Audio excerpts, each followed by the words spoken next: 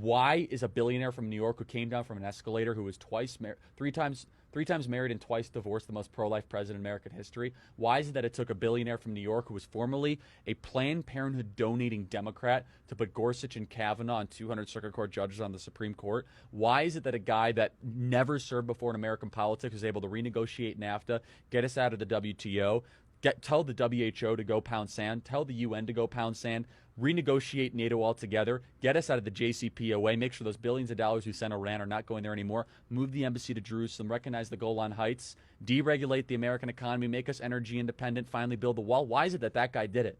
It's because every single other person that preceded him besides President Reagan was part of the problem.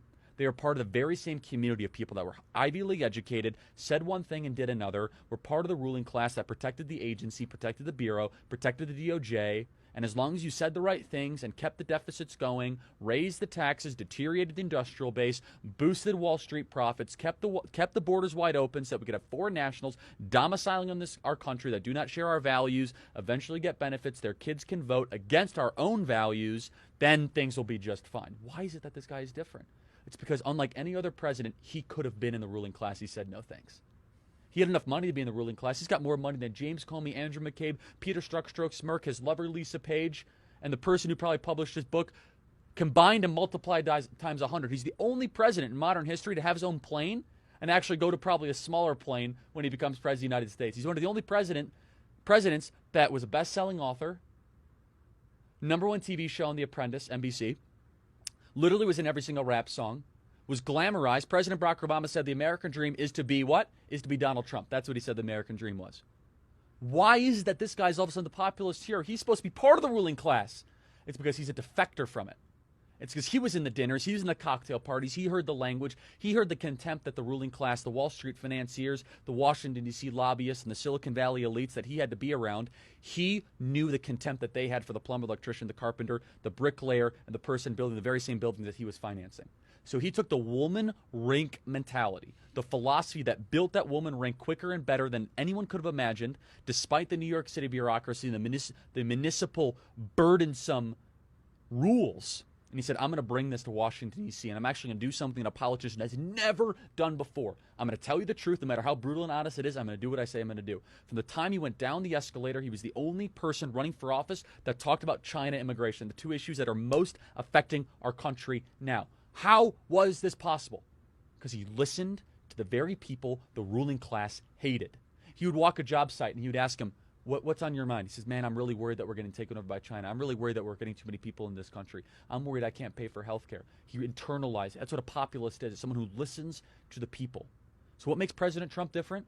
This is a president who didn't need his job. He's the only president in American history who's going to be poorer after becoming president than before. He's not going to sign a book deal big enough to possibly make up for the gains. His son, investigated by every single authority imaginable, from Bob Mueller to the House Intelligence Committee to Adam Schiff to the Federal Bureau of Investigation, after being set up for that very same meeting.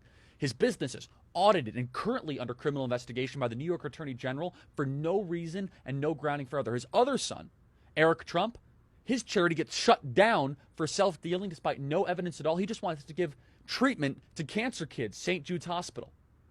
His 11-year-old son, under constant and daily attacks for just existing as a teenager or early, a 12 or 13-year-old in this society. How dare he live?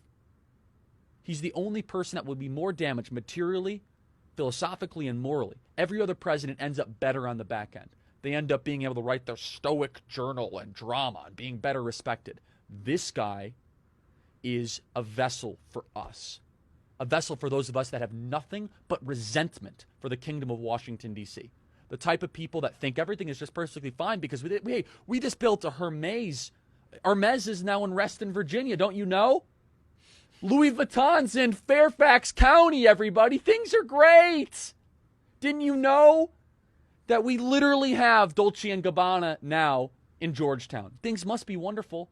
You go into Washington, D.C., the cranes are as far as you can possibly see. The construction cranes, they're trying to rebuild the Parthenon, the Giza pyramids quicker than anything I've ever seen. It's More construction happening in D.C. perpetually. Why? It's the only place in America. This is why 8 out of 10 of the wealthiest counties in America are around Washington, D.C. It's the only place in America where they get richer at gunpoint. They have a multi-trillion-dollar cash flow happening into their center, into their power structure every single year, not because we want it.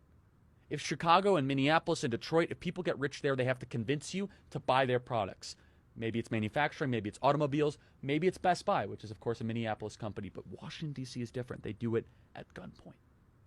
This is why Trump is different, and that's why I wrote the book.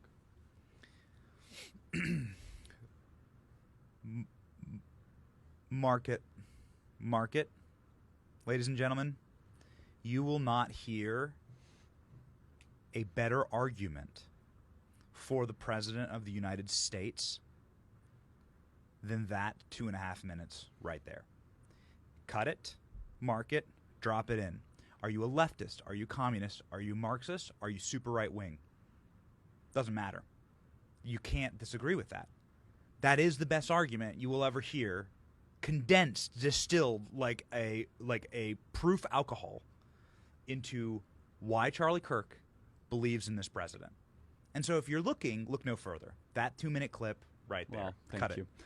Email us, freedom@charliekirk.com. Here's one for you. Thank you, Benny.